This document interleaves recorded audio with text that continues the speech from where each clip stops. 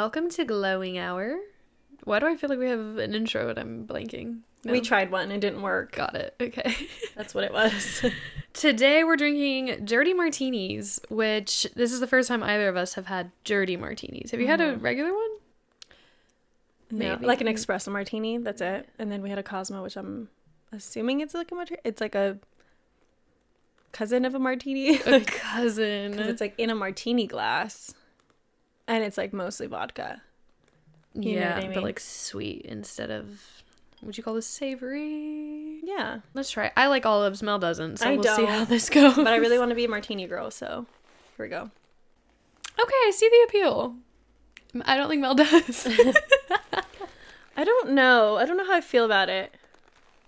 Listen, I kind of like the saltiness. I'm not a vodka girl, number one. Definitely not a vodka girl here. So I'm not sure I'd ever... I don't know. She's kind of cute. Like, it's cute. Like, she's already got me, like... I'd love to hold her all night, you know? Giving me, like, vibes. Mm-hmm. Drinking You it. wouldn't eat the olives, though. Nar. Okay. I was just saying when we were making these that I could see the appeal of, like, a pickle martini. You know? Because it's like a pickled thing. Similar. People make, like, onion martinis. Apparently. A Gibson martini. And I just feel like that's also, like, sounds good. But I'm also, like... But imagine a pickle garnish. Cute. Like a little, like... Like the sweet pickle? Like a little sweet... I was thinking, like, a gherkin pickle. Like the little tiny ones. Same look. They're not sweet, though. Same look, though. I think. Like, little... Like, I could see that. Cute, right? Anyway. Yeah, I mean, it's just as weird as olives, so yeah. Yeah. Don't mind my face as I drink this. You know, you're gonna hate me, but I feel like it's like that first sip of pool water. I could see that. It took me there. I was like... So apparently whoever likes these, you like drinking pool water. Sorry. Just kidding. They're great. It's fine. Anyway, to talk more shit to you, we're going to be talking about the signs in which, girl, you're emotionally unavailable. Unemotionally. Unemotional, emotionally unavailable. Same diff. You're not ready for it. Or and the person you're with. Right. Is not ready. So we're going to give you the signs on... And then also, if some of these apply to you, it's not an end all be all. You know, it's like an awareness a moment. Yeah, it's an awareness moment. Let's work on it. If this you is want a PSA. To be, right, it's a PSA. If you want to be emotionally available, these are the things that maybe you got to work on. If you feel like you relate to them a little bit, we all want to be in healthy relationships, or don't, or with yourself. You want to be in a healthy relationship. Well, with you have yourself. to do that first. Let me tell you that. Not always. I mean, to be in a healthy relationship. To be in a healthy relationship, Yes. Correct. Something me and Logan always say, because I feel like we have friends who tell us, like, oh, I'm so ready to, like, have a boyfriend, like, be in a partnership. And we're like, it's great. Let me tell you, it's great, but it's, like, a lot of inner, like, it's not even, like, it is working with another person, but it's more of, like, you're being mirrored by somebody else, and, like, all of your flaws are now showing, and it's, like, up to you to, like, work on them. So before you start saying things, make sure you're ready. Before you start manifesting, make sure you're emotionally available. Right. I feel like such a little, like, the way I'm holding it right now, like, I haven't took it off my hip. No, you haven't. I'm like, you guys are so unemotionally. Why do we keep saying that? It's just so the martini. Emotionally unavailable. I'm not. Just kidding. I'm sure a lot of these apply to me. So let's just get into it. Number 1, you're conflict avoidant, or the person is. I feel like people in general are conflict avoidant because who the fuck wants to deal with conflict? It's hard, but it's necessary. And if you're avoiding conflict, you're just putting off the inevitable. Yeah, and I think also if you see conflict avoidant obviously can go in different ways where ultimately I think it's because you maybe feel like a lack of safety in conflict, whether that's from abuse or, it's probably abuse, you know? But if you're trying to, like, legitimately, like, run away from conflict, or you see it as like a huge problem, or a deal breaker. Or a deal breaker. That's like... Then I think you're emotionally unavailable to be in a relationship, because conflict tends to arise, and it's just something to work through. I mean, it's like literally impossible for every human being on the planet to avoid conflict. Like you're so different and unique from somebody else that something is going to be different. And when I say conflict, I don't mean like physical or like verbal abuse of like fighting and like screaming match at each other. It's more of like there's an issue at hand and it's uncomfortable, and whether or not you can move through the uncomfortable feelings and communicate to somebody else about those feelings, that's the difference. I feel like a big thing would just be like, I'm too lazy to deal with this, so you bounce, you know? I feel like on a low scale of like, I don't even want to commit, I already know I'm unavailable. So it's like being uncommittal. Non-committal. You're just very much like, there's an issue, this is too much. Yeah. I'm done. I'm out. So like, fair. I mean, I feel like if you're going to be like that, then all right, dip. Then I'm not trying to dip. Yeah. Similar to that, I think, is like being always fine or unbothered by things. It's fine. It's fine. Everything's okay. It's fine. Like, I mean, I'm one to say things like that. But I think it's because I'm trying to figure out my own emotions before bringing them up to somebody else. I'm sorry. I'm trying to process the martini. You're really enjoying it over there. Oh, God. But yeah, like, if you're always trying to just, like, again, avoid conflict in a way that's, like, just trying to push it away, but continue in a quote-unquote, like, normal way. You see, I feel like in a casual relationship, it's, like, we're on the same page, it's casual. So, like, there's nothing wrong with not that there's nothing wrong with any of these things that we're going to list, but it's just, like, matter of fact, you're emotionally unavailable for anything further than something, I guess, maybe even casual. Some people don't want, like, an emotionally unavailable person. Which is fine. But I think it's just, like, acknowledging that's where you're at, or that person is at, and being okay with it, or not being okay with it, and walking away, or whatever you feel is the right thing to do in that situation. But yeah, I feel like it's very easy to just, like, I'm in a casual relationship, it's fine. Like, I'm not going to tell them what's wrong. You know what I mean? Because it's, like, not that big of a deal. Like, it's not like they're my boyfriend or girlfriend. Like, I'm just going to be like, yeah, it's fine. You know what I mean? No, I totally get that. I'm just wondering, like, I'm trying to say that, like, I wouldn't necessarily want to deal with that, whether it's casual or not. But then I'm like, I did deal with that. I did put up with that kind of shit. So it's like, but it's not even sometimes putting up with it. It's just accepting the people, like, for what it is. Or the situation for what it is. Like, we're not. My brain can't compute that. We're not.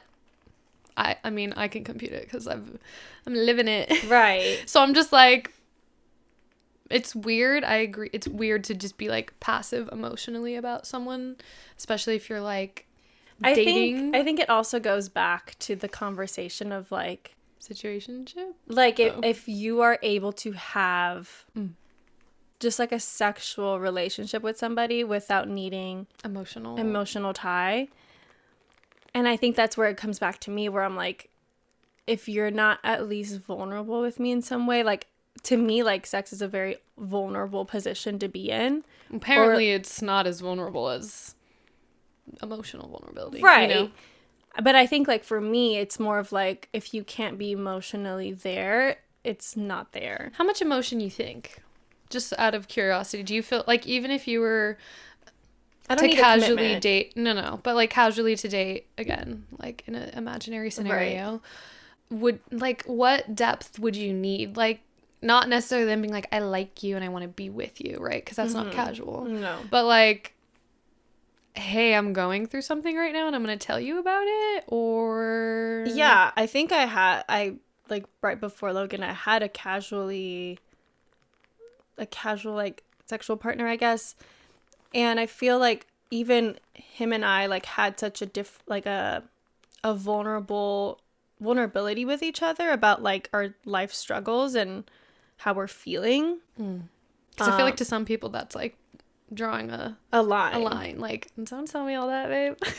Like, yeah, maybe you know? maybe I'm like toxic for that, but I feel like not necessarily. like I can't even get to a point of like Continuing a relationship, Yeah. you know. At least like a casual relationship. Like I feel like maybe I'm not that kind of girl, but like if it's just like a one-time thing, Obviously, maybe I don't need it. But I'm like, if I'm gonna continue to hang out with somebody, I don't want things to always be surface level. Like it sounds really boring for me. I personally have never had this, but like, oh wow, like if it was just sex, like if you were that was literally, you didn't never go on dates, you didn't go to the movies, you didn't fucking go I don't think I could do that. That's my thing. I don't think that's I fair. could. That's fair. Yeah, it sounds boring to me, and I feel like maybe it's just my own traumas. I'd feel used, even though that I'm like participating. It's still, I mean, it feels like valid. a using situation. I feel like for me, the emotional connection has to be at some capacity there. Interesting. Yeah. Well, anyways, just saying that if you're kind of like, I'm okay with acknowledging that I'm emotionally unavailable, but still participating in like casual. But if you're going serious, I gotta say, these are red flags. Babe, can't Sit down. sit down. Sit down with yourself or with that person and square it away. But Like, and obviously we just were talking about like vulnerability. I think if somebody struggles to be vulnerable in any capacity, that's a red flag, babe. Like you gotta figure that shit out. If you aren't able to talk about, I mean, you don't have to like cry in front of somebody, but like, oh, that's the worst. Crying I like think after sex with a casual person, dead. but see, like maybe that's just the toxic in me, but like you love it. Not, you live for the crying. I don't live for the crying, but I feel like I would. I feel like that's the point of like having like a casual something, is like having somebody to bounce your feelings. Yeah, to reciprocate these like emotions with. Human connection. Right. You get what I'm saying? Me when I get like the twinge of feelings with someone casual, I'm like, I'm fine. I'm fine. It's fine. It's totally fine. And they're like, no, something's wrong. And I'm like, triggered. This feels like a fight with my boyfriends.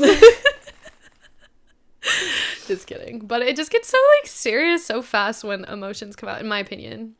And then I'm like, if I share this part of myself, is it like giving them too much? Like more than they deserve? Because I guess that's the flip side of like being vulnerable with someone. For me, emotionally means that I like give a part of myself to them, because I think in the past I used to give too much of myself emotionally. Right. So to me, that's the more intimate thing.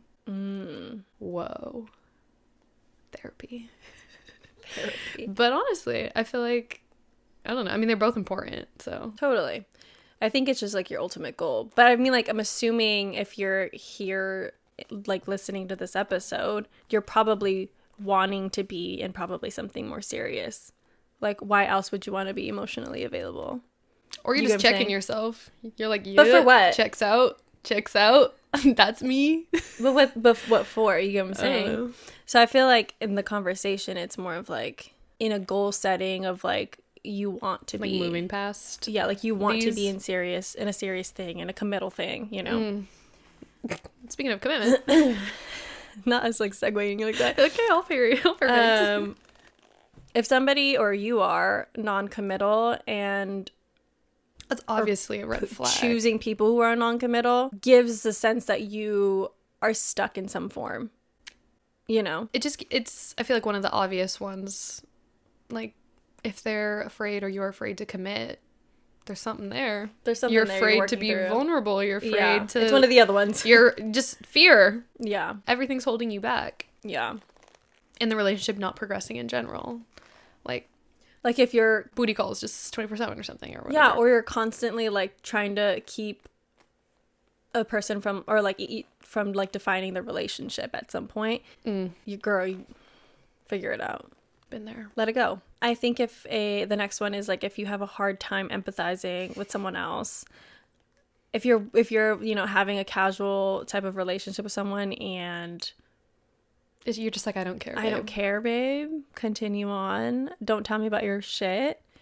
Yeah, you're just unavailable. You're unavailable for these people. And I think it sucks being on the other side when you feel like you're doing too much because this person's being unavailable, you know, when like the sense is like, yeah, the person doesn't want you, and you're kind of like, then it turns into probably like trying to make them jealous, and they're like, they're incapable of being jealous, babe. They don't care. Or even if they are, they're like, okay, they said I'm fine. They say, yeah, they said I'm fine. I'm fine, I'm unbothered. Literally. I guess with that, like if you're feeling overwhelmed, maybe you like you're not having a hard time empathizing. Maybe you do empathize, but it makes you overwhelmed, or you feel stressed when somebody wants to bring something up that's emotionally deep, or like wholeheartedly with it, just wanting to tell you about their life, and you're just like if you can't be serious with a person. Yeah.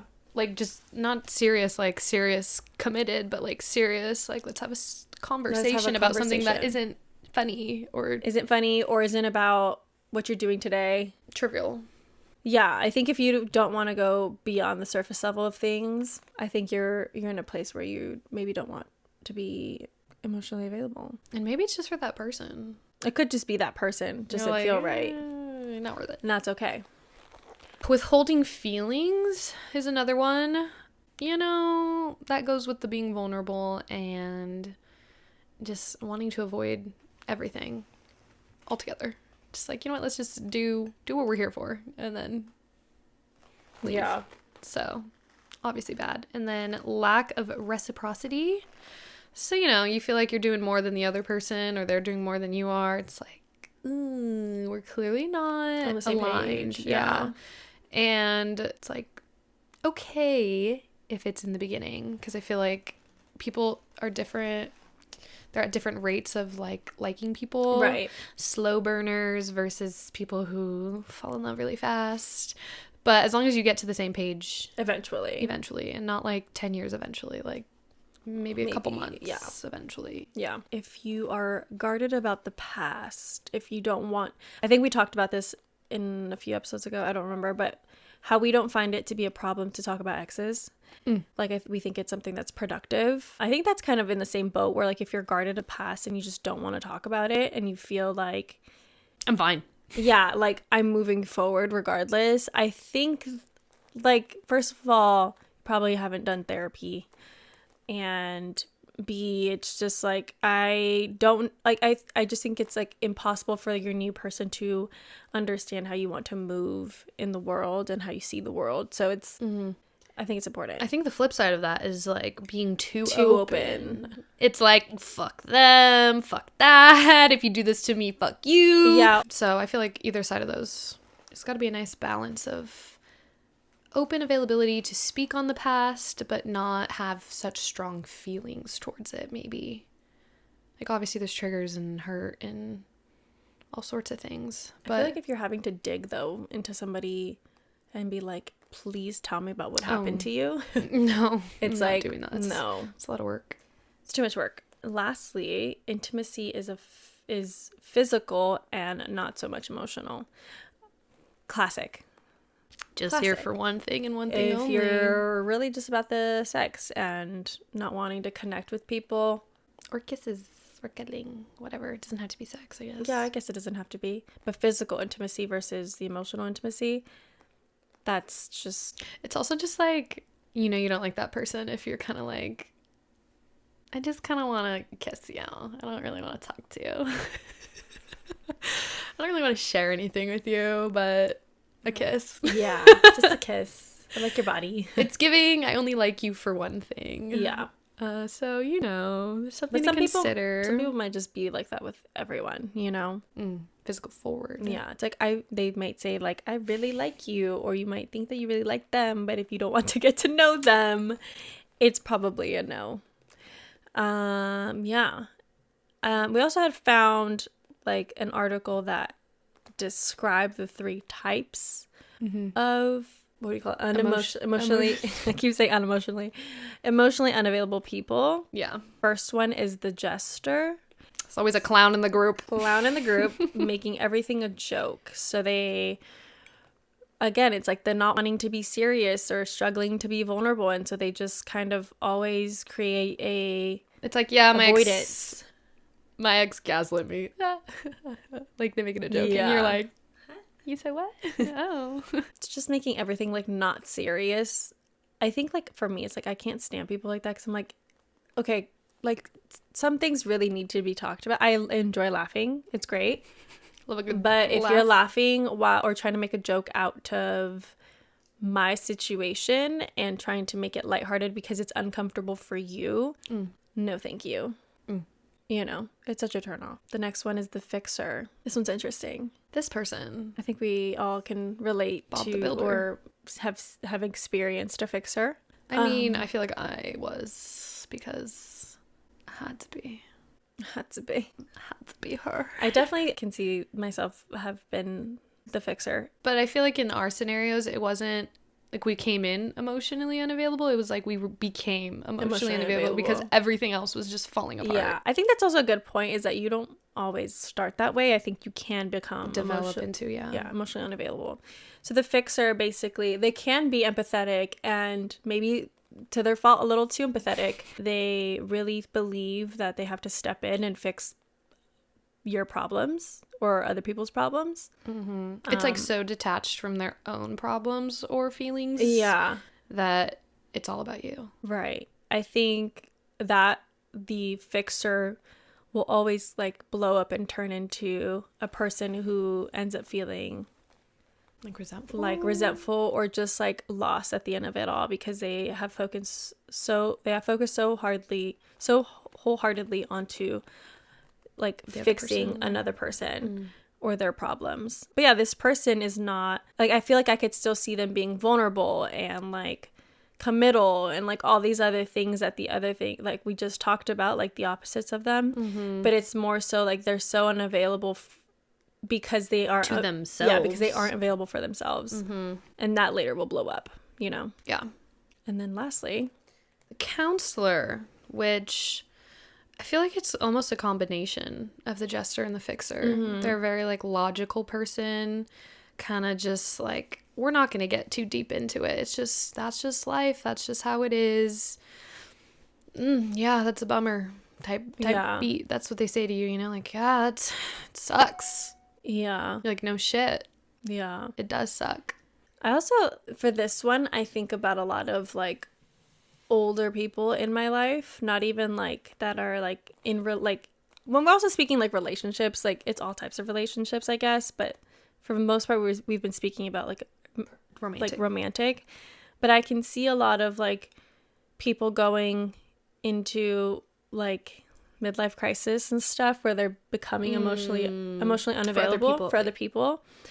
And they're kind of just like they're just not able to give depth because they just literally can't. And so their answers are very logical or like one worded or like, you know, that just that kind of thing happens in life. I'm sorry. Worn down by life sometimes. Yeah. And so that's my example, I guess. I think one example we read was like in a grieving situation where like one person's grieving and the other person's just like, yeah, you know, I'm really sorry that happened. That's just life. We all die sometimes. Like, okay, great. Thank you. No depth there. Just and give like me a hug. Just leave it at that. Give me a nice don't even say hug. anything. Yeah. Emotional unavailability is not talked about really. I feel like our friends or myself, whatever, will be dating someone. I don't know. It's just so hard to apply concepts and principles to your life when it comes down to it, you know? What do you mean by that? Just like there's so many things to consider when dating or like finding people, talking to people, connecting, you know? It's like red flags. The red flags, emotional availability, or is it toxicity? Is it toxic masculinity? Is it they're too much like my ex? Is it they're narcissistic? They're narcissistic. Yeah. Like all the things we've talked about, there's so much to consider that it's so overwhelming, which I think is like the big picture. But I think it's just like remembering that it's not that big and that depth, like, or breadth, I guess, that big of a breadth to look at. Because it's like one person. I don't know, but I guess if you're dating multiple people, it can get muddy. It's like, wait, did he do that or did they? Was that the other one? So I think it's just like trying to go at dating logically and emotionally can get like hard, I guess. You know what I mean? Like thinking too much about it. I get what you're saying. Like it No. becomes overwhelming. Yeah. In theory. Yeah. To apply it. In practice. I think though, like, you're not going through a checklist every fucking day. Oh, absolutely not. I think it, like, these things will come up, and like, I think as like we're not necessarily putting these like restrictions episodes out for like restrictions. It's more so like you're aware of these concepts, and now if it tends to come up in some form, like your brain will know, like, oh, I've heard that before. That sounds familiar. That feels wrong. And then you can assess better, come back to the episodes if you want, or talk to your therapist. Like it's more so like, again, not a checklist and more of a let's get to know the concepts. Let's look out not as being like a psychology class for dating. Yeah, so, that's true. Yeah. I feel like it feels overwhelming because I talk about it. Like when we I'm like, I do this every week and I'm talking about it. I'm like scratching my head. Am I applying this shit? I'm like, is this happening to me in real life? So if you feel like a little bit lost, just take a step back. Just feel okay with it all. And again, I know we said this in the beginning, but if you feel that you are some of these things and you've realized that you're maybe emotionally unavailable for somebody or for anybody, it's not an end all be all. Like you can definitely, it's just like a moment of reflection to know that, you know, maybe you need to put more attention to yourself and figure out why these things are happening and why you're not feeling open and safe to talk to people. Although, you know, the world is a scary place, I think it's just as beautiful to connect to others. And if you're fearful of that, then there's a lot that's just like that you're going to be missing out from if you don't allow yourself to be in that space, I guess. I don't know. Yeah. People are shitty. That's never going to change, but you got to be like sturdy within yourself. Good. Yeah, I feel like at the end of the day, if you have been listening for a while, we have obviously a lot of episodes on relationships. So I feel like a lot of it is common sense, but some of it's not. Like, I don't know, sometimes hearing stories from people I know, I'm like, or even my own fucking life, I'm like, I can't believe I put up with that, or I did that, or I saw that and didn't run, or whatever. Right. A lot of it is learning by living. And like Mel said, it's just like using these as reference points. And if you realize it in a moment that, oh my God, I remember feeling that or hearing that, I'm gonna actually think about it, give it a second thought, and not just let it slide. Yeah. I don't know, man. It's rough out here. It's real rough out here. So if you're emotionally unavailable, raise your hand. Raise your hand. I said, I don't know. Should I raise my hand? I wasn't checking my list. Was I? I feel like also you can have tendencies. I feel like life just fucking happens and you might have a moment of unavailability at the moment, you know? Not everything has to stop in your life, but it's like, again, like a checkpoint of like, okay, what's going on here? Yeah. Let's make sure we assess this so it doesn't blow up in our face. Yeah. I'm like, looking at this list. I'm like, I feel like I'd be committal for the right person. You know what I'm saying? Oh my goodness gracious. I feel like none of that really relates to me. Except for like the wrong person. I ain't trying to be vulnerable with people that I know I ain't gonna be with. I guess that's the difference between you and me. Because you'd be vulnerable anyways? Or you just wouldn't even fuck with them? I don't fuck with them. Yeah. I mean, I don't really fuck with them. Not that I like I wouldn't say that that's playing games or anything, but it's just like I literally I just can't. Like I don't know. I feel like not even emotionally like. I feel like what's the right attracted way to you? Like it's gross to date. I don't know. I don't know, girl. I probably didn't do the right way. Because like, I'm like, where do we meet people these days? Apps. Disgusting. I'm over it. I mean, to be fair, I didn't meet my person on apps. I think it's like, I think everyone's so fixated on the fucking apps that like no one's trying to communicate in person anymore. Well, the thing is also the like, have you seen the ring thing? The ring, Okay, so only one person responded to my story and said they'd be down for that. And everyone else was like, no. For real? Oh, yeah. Everyone was like, no. Someone literally said it was a step back for humanity. I was like, wow. I don't understand how that's a step back, but okay. I feel like it's like... I think it's because maybe they didn't like research the whole thing, because I think it's like really interesting. It's kind of like what the apps can do, where like they have, it's obviously a ring that to tell like in person, like, hey, I'm available, I'm ready to talk. But at the same time, like they also have created like events that like all these single people can go to. So it's like it still goes further into trying to connect in person versus, I think, I don't understand how that would be a setback. I think maybe because like you can't sift through the people that you like and don't like, but I'm like, no, I think he was saying a step. I mean, we didn't go into it, but I think I see his point of view as in being almost like we need some sort of signal, as you do on apps. Like, I know they're single because they're on the app, but like in person, like taking it to in person instead of just like going up to people and being like open to like vulnerability, I guess. The ring is a signal. But without a signal. Like, why do we need the signal? Oh, I see what you're saying. Yeah. Oh, I agree with that. I don't think we need a signal. I think you should be a grown up and go talk to somebody and be like, hey, that, I think, is what he means. Are you single? Or whatever. I think you're beautiful. Hey, you're really attractive. Are you single? Why are we all so fucking scared to do that now? I don't understand.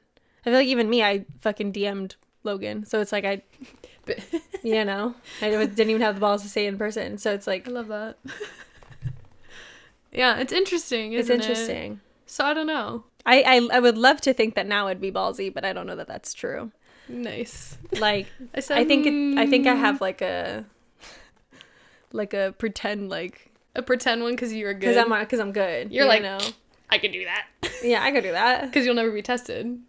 I'm gonna test her a bit. I'm gonna test you with Logan there. I'm gonna be like, let's dare Mel. Dude, no, she'd be all about it too. She always like. That's what I'm saying. That bitch always wants me to go flirt with somebody. That's my exact point. So let's fucking She's see like, if you're for real. Go get that guy's number. He's looking at you, or go get that girl's number. I'm like, girl, I don't want to talk to nobody. Oh, Mrs. I could be down. I would do it. That, like, y'all are such chickens. I'm not in need, bitch. Dude, but that's even better. Yeah, because there's no pressure. You're like, just kidding. I have a girlfriend. I don't think I have a good enough humility. To get a relationship with humility yet. Actually, I don't know. Drunk enough, I'll maybe do it. Dude, just thinking about the times just didn't hear back from people. I was like, that's fucked. I said a girl came up to you and you weird. You're weird for that. I was like, fuck you. Yeah. Anyways, I don't know what the right way is to date these days. I think there's so much information thrown at us. It's just like, do you figure out what feels right? Obviously, safely, and please just don't put up with bullshit. Yeah. I just can't. Sometimes the bar is too low. And I was having this conversation about how our dating etiquette episode was like really thorough and almost like we were saying like this isn't restrictive. We're not saying what you can and can't do and like these are the rules to live by. But it's just like something to remember, something to think about. And I think men are just like not prepared for the shift that women have had in raising the bar, the standards. They're like, you just want too much, like that, which is a comment we exactly got. This is why you're single. It's like, what are you even talking about? I'm sorry, but you're probably the same fucking person listening to these fucking meatheads on that other fucking podcast. Yeah. Like, I don't want to fucking hear it. You probably think that women need to fucking bow down to you and serve you. Like, fuck you. But exactly. So the flip side is men's expectations of women are you need to take care of the kids, you need to clean the house, you need to, but that's not too much. That's the bare minimum. What? Hello? Oh, but I can't get flowers once a week? Listen, babe, if you want me to do all that, step up. Yeah. Step up. That's what we're all saying. We're all uniting. Everyone.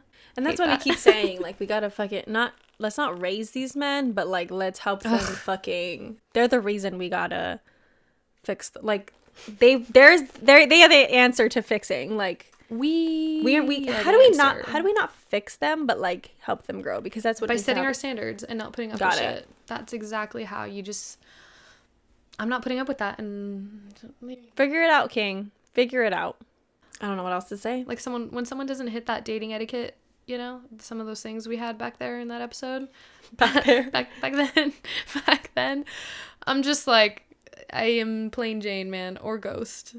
I give them okay. Question marks. Like, oh, I don't know what I don't know. say. No interaction. I'm good. And that's on that. That's what we need to say to these losers. Anyways, hopefully this was helpful and I don't know, just entertaining maybe. Hopefully you're not emotionally unavailable, but if you are, it's all right. Yeah, it's totally okay. Sometimes you need to be. Sometimes it protects your peace, and you got to do that for yourself every once in a while. It's Coachella weekend, and currently we are, I mean, not currently literally, but during Coachella weekend, we will be literally sitting by the pool because it's Wednesday. Well, this is Friday. Oh my God, we're going to be at Coachella. Oh my God, okay. But wish us luck at Coachella, and we'll talk to you guys next week.